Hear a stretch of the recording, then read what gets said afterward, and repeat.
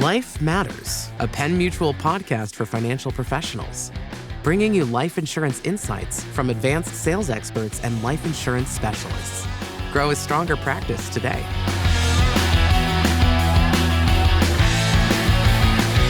Welcome to another episode of Life Matters, a Penn Mutual podcast. I'm your host, Bill Bell, Vice President of Advanced Sales with Penn Mutual, and I am so pleased that you chose to join us here today.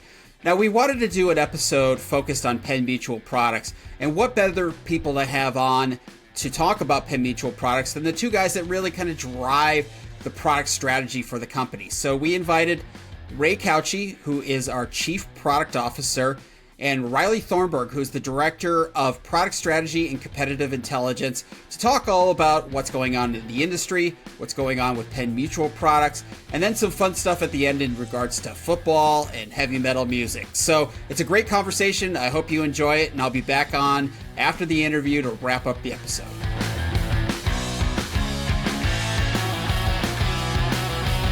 All right, well, it's my privilege to have on my two esteemed guests today, Ray Caucci and Riley Thornburgh. Guys, thanks so much for joining me here on this episode of Life Matters, a Penn Mutual podcast. Thanks for having us, Bill. Yep. Thanks, Bill. Happy to be here. All right. So, Ray, first question's for you. How'd you get your start at Penn Mutual? Have you always been in the product area, and what's your current role? So I started at Penn Mutual in 1986 as a summer intern in the actuarial development program. I've been on the product side since the late 1990s, and my current role is the Chief Product Officer of Penn Mutual. Very good. And what does that entail? I mean, basically just you're in charge of everything from a product perspective?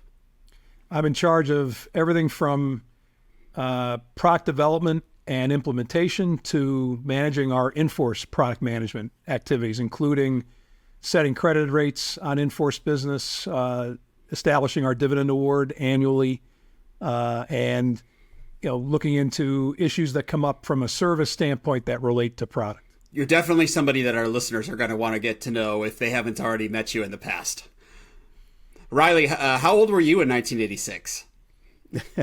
I was not born yet, Bill. All right. So a little perspective there. You're one of the newer members of the Penn Mutual team. What's your background? Where did you come from? And what's your current role with the company? Sure, absolutely. So as Ray mentioned, Ray has been with Penn Mutual for 38 years. I've been with Penn Mutual for about 38 days now. But in all seriousness, it's been almost 2 months. And like any young, growing boy as a 5 or 6 year old, I always dreamed about getting into the life insurance industry. Well, maybe not so much. I actually dreamed of being a closer for the Atlanta Braves. And really growing up, I was a huge sports fan, baseball, basketball, hockey, you name it. And, really sports and numbers really go hand in hand. So I was always obsessed with, ERAs, with batting averages. I was always a numbers guy. And so when it came time to decide what to major in, I actually majored in applied math. And shortly after I graduated, I wasn't sure exactly what I wanted to do with that math degree, but someone told me that actuarial science would be a great profession. So I decided to sit for the first actuarial exam without studying. And as you can probably imagine, that didn't go so well for me. And then after that, decided that I should probably start to work at a life insurance company to see if actuarial science was actually something I wanted to pursue. So I started my career shortly after that at another life insurance company working in new business services. So processing new applications that came in the door, and then shortly found my way working with the pricing actuaries and product design, and learned very quickly that I no longer wanted to be a pricing actuary. And after that, joined the competitive and product intelligence team, where I spent about 10 years of my career. And then, just as I mentioned, just about a couple of months ago, I moved over to Penn Mutual, where I am now the Director of Product Strategy and Competitive Analysis. So the Atlanta Braves loss is Penn Mutual's gain, is really what it comes down to. I don't know. Yes. If they had a better closer, maybe they would have won more than one World Series. Very, very true. Yeah. And one thing I found, Bill, is, of course, Penn Mutual being based in Philadelphia, I haven't made a whole lot of friends here telling them that I'm an Atlanta Braves fan. So Now, definitely a big rivalry there. Now, I did hear a rumor that you threw back-to-back no-hitters in Little League. I can't believe that didn't translate to Major League Baseball. I know. Yep, I had every opportunity there for me, Bill, but just couldn't capitalize on it. All right, fair enough. All right. So, Ray, I've heard you talk about this a number of times, but I'm guessing that most of our listeners haven't. Is when it comes to the overall product philosophy for Penn Mutual, how do you describe it and where do we want to be? So basically, Bill, our product philosophy at Penn Mutual is we want to have, and I would argue that we do have, the broadest life insurance product set in the industry. And the reason we do that is multiple reasons. One, we want to be able to give financial professionals the ability to tailor a solution to the client's facts and circumstances as they're presented to them. The second advantage is for our folks in both of our independent and our 1847 financial channels. Some of our financial professionals that we work with tend to specialize in one or two products. They don't tend to look at that broadly at their product sets. So that allows them, our folks, to recruit and target people that sell specific products because we have as broad a product set as anybody. And third is from a home office standpoint, we have a mix of products that offer different patterns of profitability. We have fixed premium products. We have flexible premium products. We have products that are whole life. We have indexed UL. We have variable UL. So we have a good mix of products from a risk standpoint, as well as if a certain product falls out of favor in the industry for whatever reason, we have many other products that financial professionals can turn to offer a solution for their clients. Yeah, I think I'm not sure if I heard you say this or Dave or both of you, but I think the saying is that diversity is the best form of risk management, and I think that goes in regards to a lot of different things. But I think having that broad product portfolio definitely helps from that perspective. Correct? Absolutely. Now, have you ever been pressured, either by financial professionals or senior management, to really focus on what we do best? For example, there are some carriers out there that say, hey, we're really good at whole life and that's what we're going to focus on. Or we're really good at IUL, so that's what we're going to focus on. Has there ever been that sentiment expressed for Penn Mutual products? No, we've certainly over the last decade and a half, we have really tried to be as broad a carrier when it comes to offering product as there are in the industry.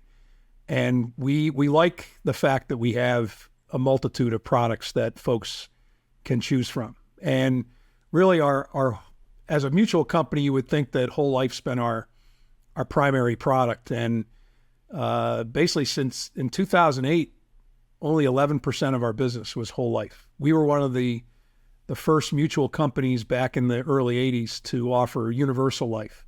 And we became more of a universal life company through the 80s, 90s, and 2000s.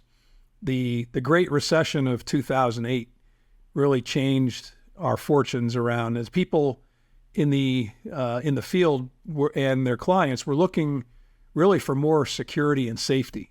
And we took the position that we were going to have a strong whole life product, and we wanted to really change the business mix of our product set. So, we had to build a new product, and we built a very competitive whole life product in 2008.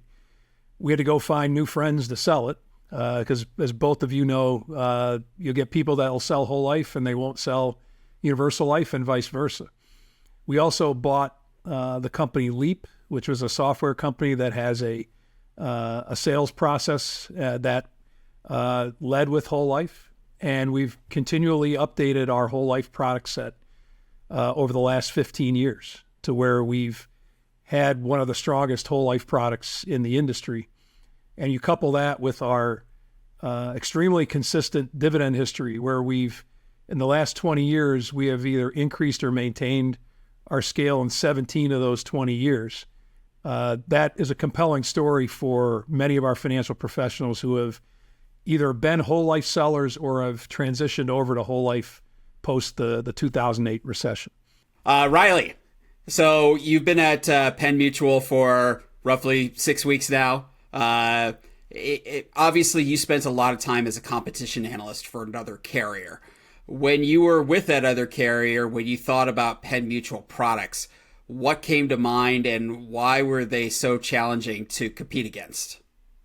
Yep. So you're absolutely right, Bill. I've competed against Penn Mutual for about 10 years before joining the company here. And over the years, I've always had so much respect for Penn Mutual and their product philosophy. So what I mean by that is if you look at a particular product line like Index Universal Life, for instance, there's a lot of temptation out there to kind of gravitate to what we call the shiny new object, whether it comes to, new features, new riders, different types of product offerings out there.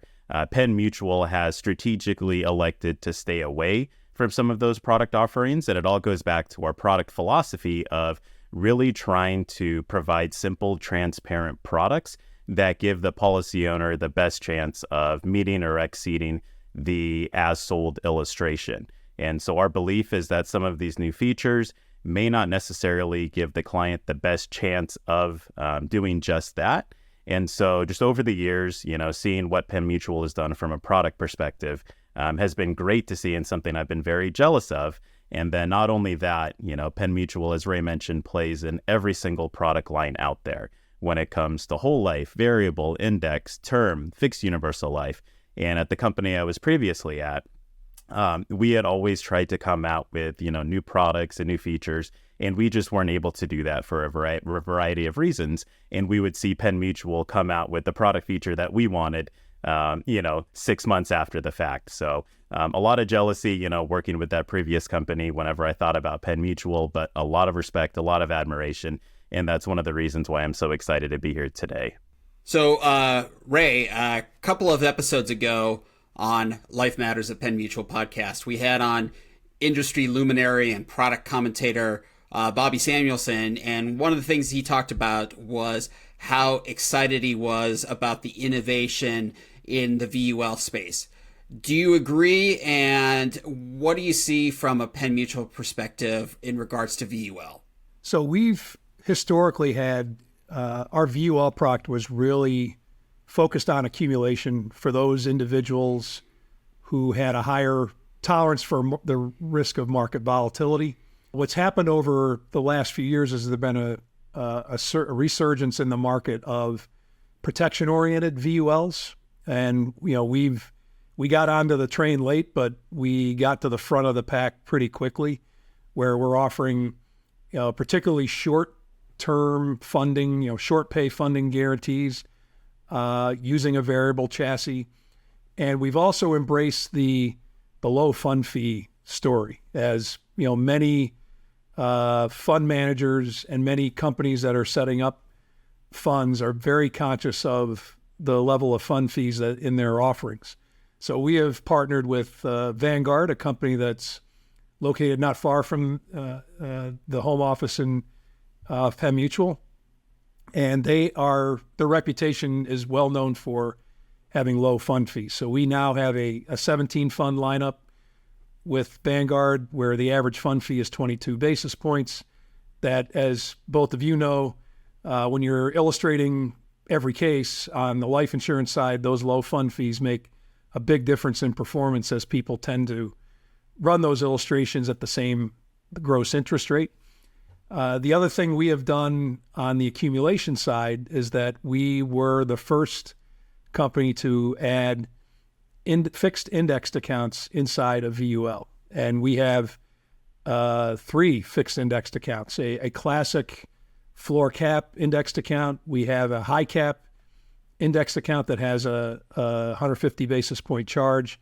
And we have a high par account, or an uncapped account, at 95% par with a 300 basis point charge. So we were on the horizon of when multipliers were coming out on the fixed UL side, indexed UL side. We decided we wanted to have, if we were going to offer those types of funds, they were going to be in the variable product, where the the risk tolerance for those funds matched the risk tolerance of the person that we expected to buy them. Well, I hear great things from our financial professionals about our VUL lineup. In fact, I own a Penn Mutual VUL contract, so certainly appreciate all the effort that has been gone into that product line. Now, Riley, let's go to the other end of the risk tolerance spectrum when we're talking about life insurance products and talk a little bit about whole life. Again, you came from a place that didn't really sell whole life, and now you're at a place that there's a whole life leader. How have you been able to adapt, and what do you like about whole life now that you've been kind of immersed in it for the last couple of months? Yep.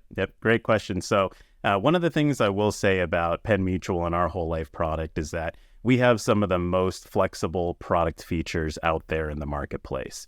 When it comes to, our flexible protection rider, we have the enhanced PUA riders. When I worked for that previous company, like you mentioned, that did not sell whole life, I had this certain perception that, whole life was bad. And of course, that just, meant that we weren't able to sell whole life.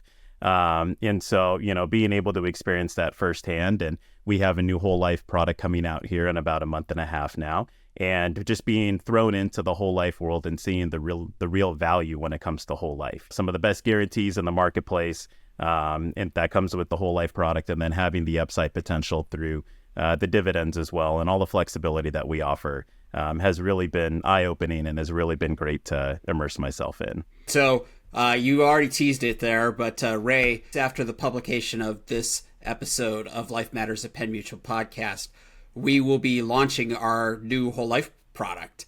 Can you give the listeners a little preview as to what they can expect with the new product? So the product that we're going to be launching, Bill, is going to be labeled Accumulation Whole Life. And as is true with most of our product names, it describes exactly what it does. It is really focused on the accumulation of cash and the efficient access to that cash in the forms of paid-up addition withdrawals or policy loans. The real focus here is going to be on making it a much stronger accumulation product. So we're doing, three major things to that. We are taking our paid-up additions rider, and we're lowering the percent of premium loads back down to 10% in year one, 6% in the renewal years. This is back to the level that those loads were at about 18 months ago. That's certainly going to make us stand out in accumulation-oriented scenarios. The other thing we're doing is we're increasing the base premiums by about 10%. So we're truly making this a accumulation-oriented product, and because we have a protection whole life product in our lineup that is really geared toward those folks that want lower cost going in premiums for whole life, but they also want the guaranteed cash value. So they're looking for low cost protection coupled with options to access cash if the client's financial situation changes.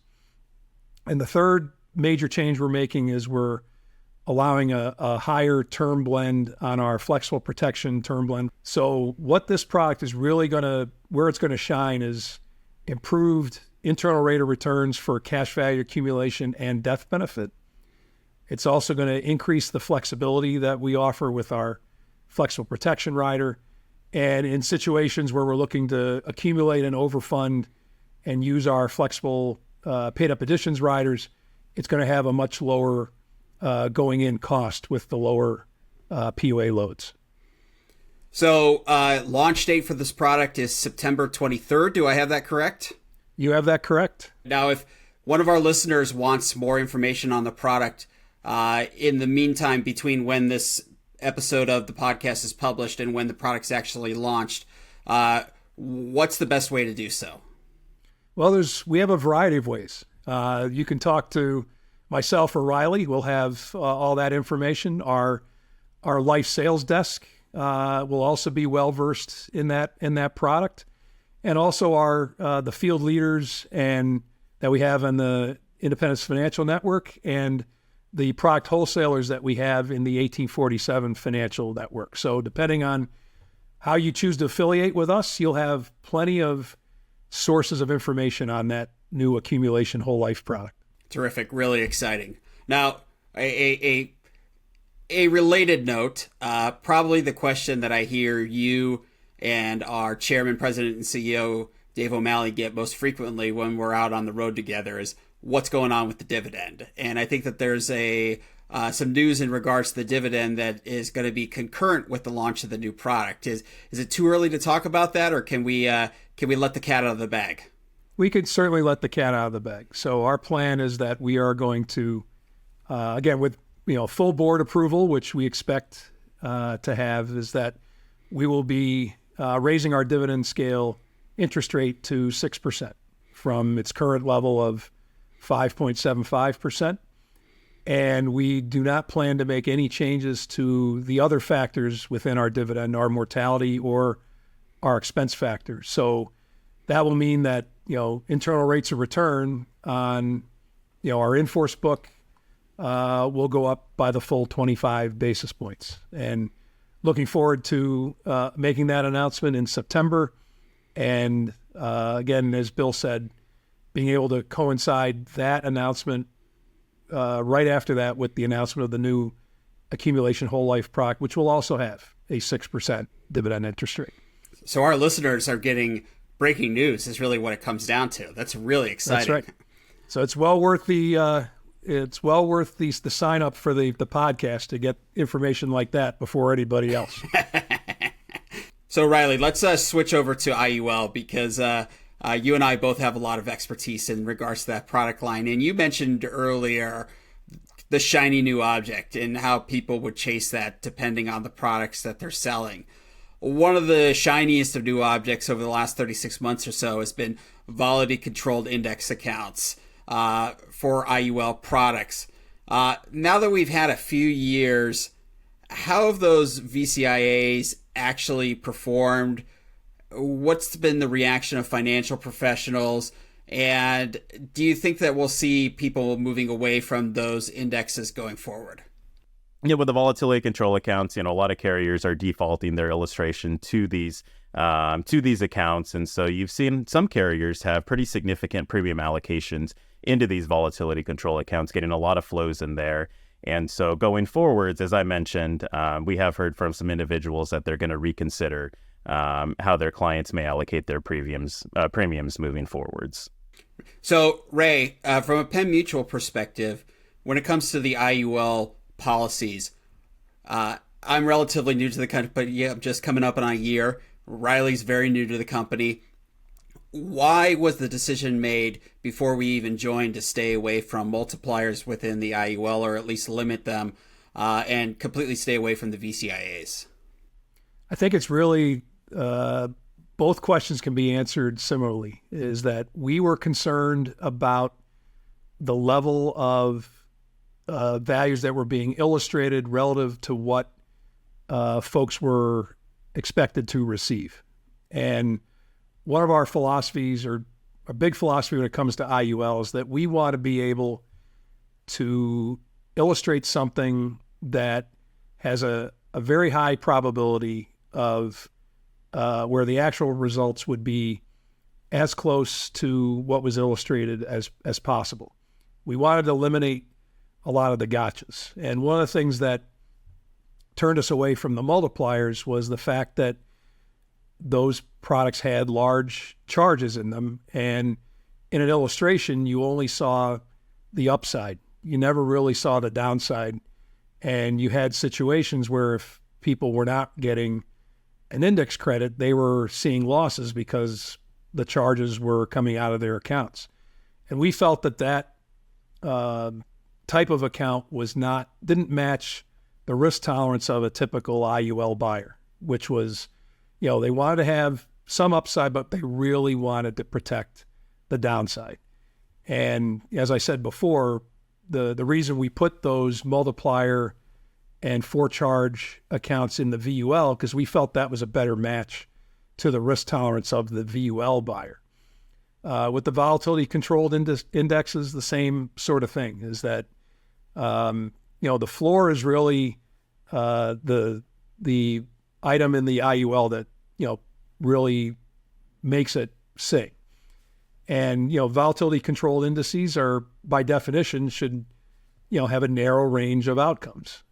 We didn't feel comfortable with products that illustrated more than that when that exceeded the illustrated potential of 100% S&P 500. And those results, as both of you know, were really engineered looking back at, the last, 20 years where stock markets were at record highs and interest rates were at record lows.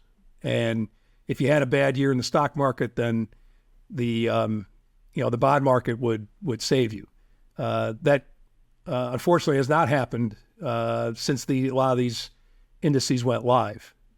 So they've started out with some of these illustrations getting just the floor. And as both of you know, you get off to a bad start with an IUL or a VUL. Sometimes it's very hard to catch all back up.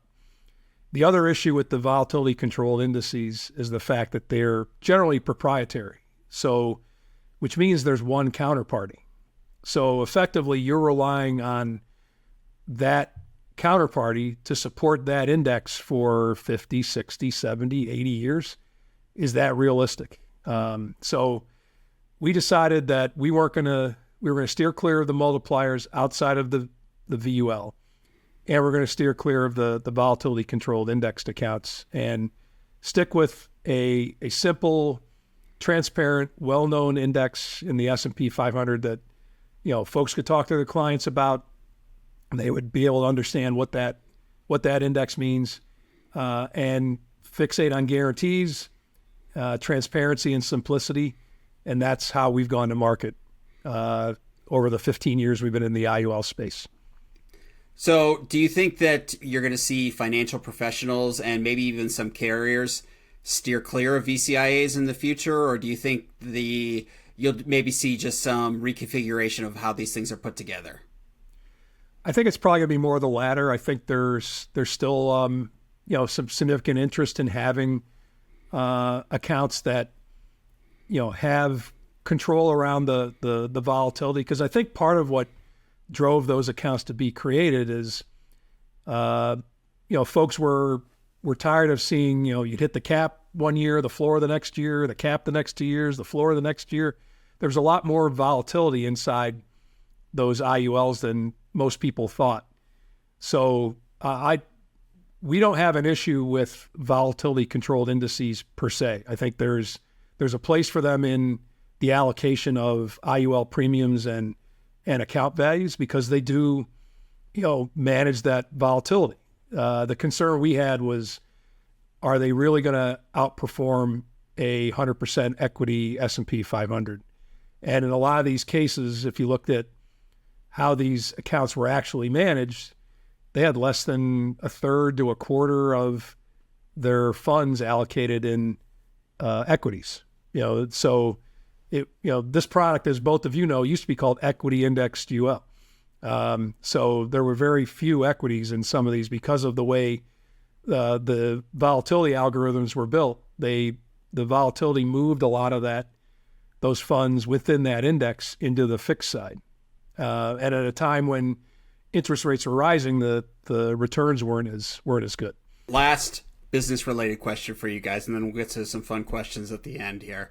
Where do you see product innovation going over the next 24 to 36 months? And that could be either, where do you think that the product lines you're going to see the most innovation in, like VUL or whatever it may be, or maybe something specific that you're keeping an eye on in the industry? And Riley, we'll start with you. Yep. So we talked about variable earlier on in the conversation. Outside of that, we are taking a look at, the IUL side and seeing what sort of new innovations come from that. And, there's an old saying out there that, regulation always drives product innovation.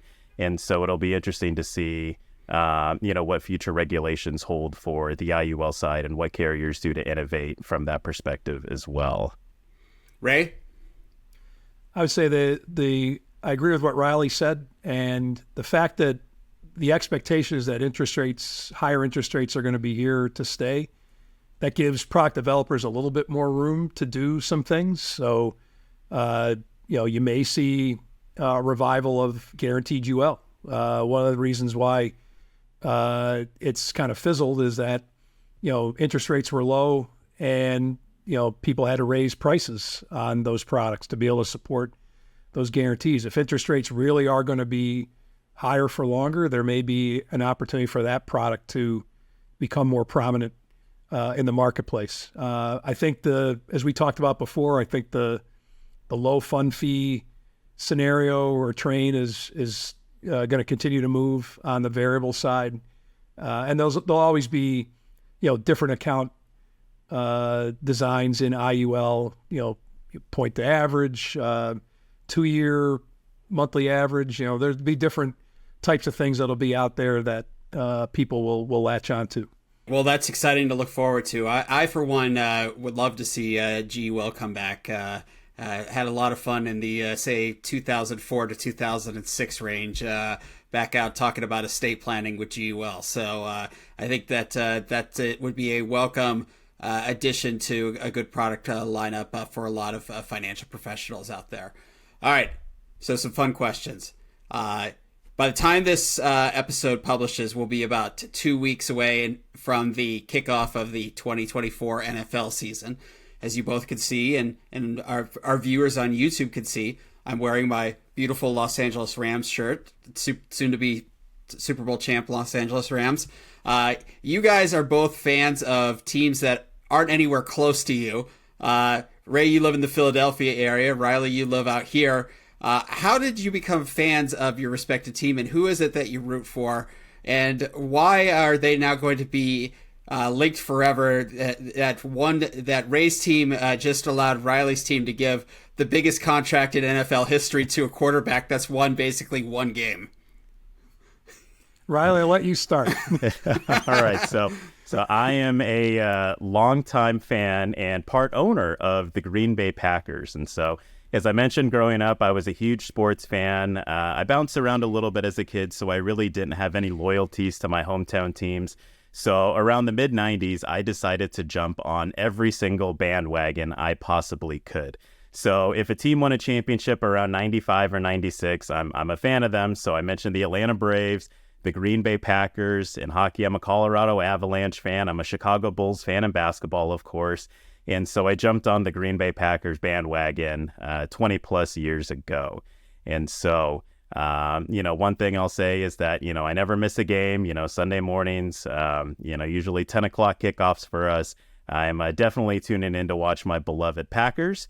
And, Jordan Love, we have a lot of things to be excited about. We have a great young team, a lot of talent, and had a remarkable win in the postseason last year over the Dallas Cowboys, which I think might be a perfect segue into to Ray and his football fandom. So 95, 96, that was the Brett Favre era of the Packers. Is that correct?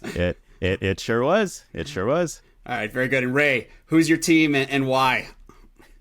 So growing up in the 70s, and you two probably, certainly aren't old enough to remember this, but back then, if I grew up in upstate New York, and if your team wanted to be televised on TV that Sunday, you had to sell out your home game 72 hours before kickoff.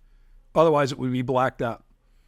So in the early 70s, New York had 3 football teams, and all of them were pathetically bad.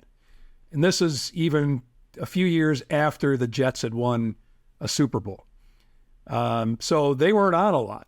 But back then, you only had 3 games: Sunday at 1 Eastern, Sunday at 4 Eastern, Monday at 9 Eastern.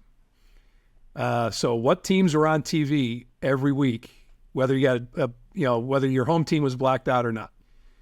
The Dolphins, the Raiders, the Steelers, the Vikings, the Rams, and the Dallas Cowboys. So I am a Dallas Cowboys fan, have been since the early 70s.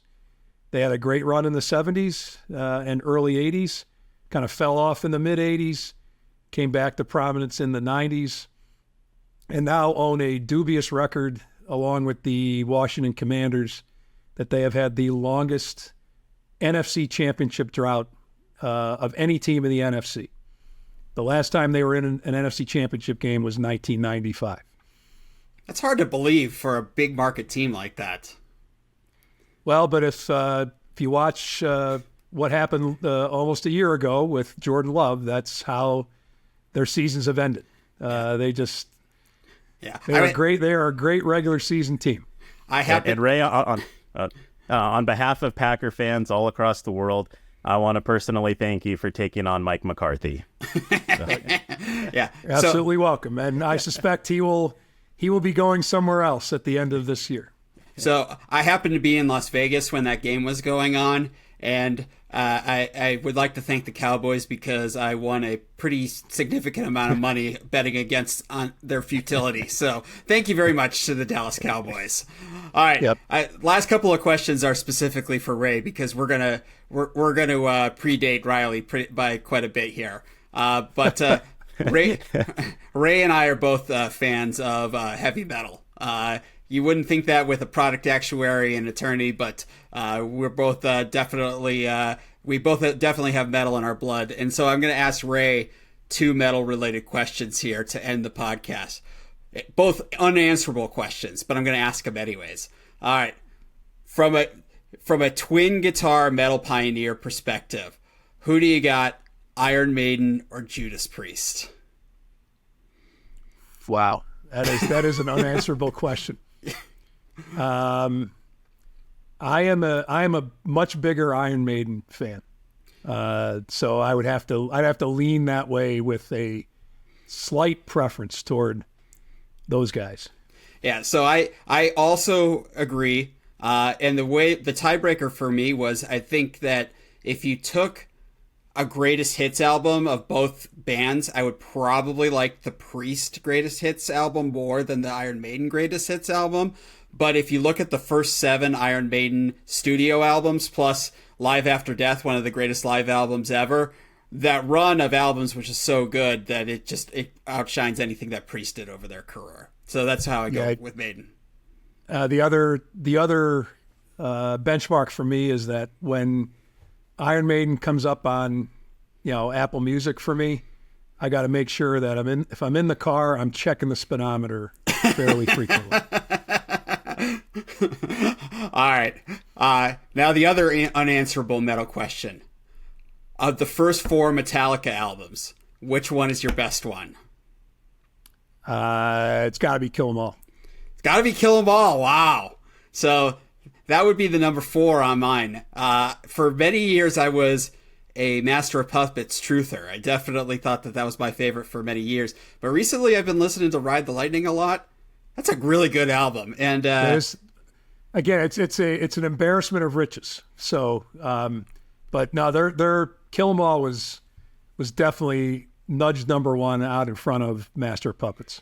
All right, very good. Now, do you count the Kill 'Em All just the original 10 tracks, or do you include the 2 covers that were on the original version of the album? Because that really changes the dynamic of the album quite a bit. Yeah, I would include the two covers.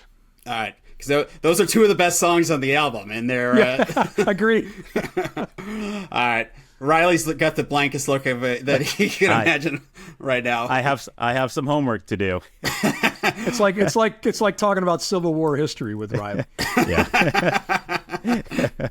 All right, hey guys, great conversation. Thank you so much. I'm sure the listeners got a lot out of it. And you can also drop me an email at lifematters@pennmutual.com, and I can forward the email to these guys directly. So thanks again for joining us. Really appreciate the comments and look forward to having you on again sometime in 2025.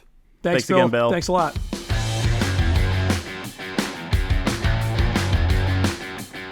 All right. Well, thanks a lot to Ray and Riley. What a great conversation. Still a little flabbergasted that Ray said his favorite Metallica album was Kill 'Em All.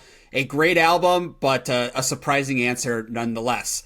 So one of the things that we've been doing in every episode of Life Matters at Penn Mutual Podcast is reminding our listeners how many days we have until the expiration of some of the tax provisions of the Tax Cuts and Jobs Act of 2017, aka TICJA, how many days until that expiration actually occurs. And as of the date of publication of this particular podcast episode, we are 482 days away from that sunset actually occurring. So if you have clients that are in the position of being able to take advantage of that increased transfer tax exemption, please encourage them to talk to their tax advisor sooner rather than later.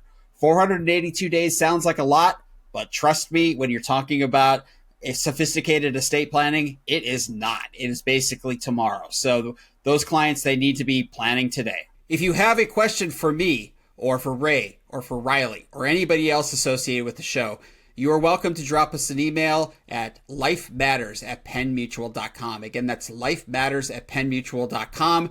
That's a special mailbox that only I have access to, and I do respond to every email that does come in there. Also, if you haven't subscribed to the show on Apple Podcasts or Spotify or whatever it may be, please do so. That way you don't miss any future episodes of the show. Also, these episodes will also be on YouTube, so please subscribe to the YouTube channel if you are watching this particular video on YouTube. That way, again, you don't miss any future episodes of the show. Also, if you are a subscriber on Apple Podcasts, or even if you do follow the show on YouTube, drop by and leave us a review. More reviews, the better for us. It helps boost visibility of the show. In fact, if you write a little review inside of the Apple Podcasting app, I'll be your best friend. So please drop by and do that. It only takes a second. So for Riley, for Ray, I'm Bill Bell. Thank you so much for joining us here today, and I look forward to talking to you again soon. Thank you for watching. If you enjoyed this video, don't forget to hit that subscribe button and turn on notifications so you never miss an update.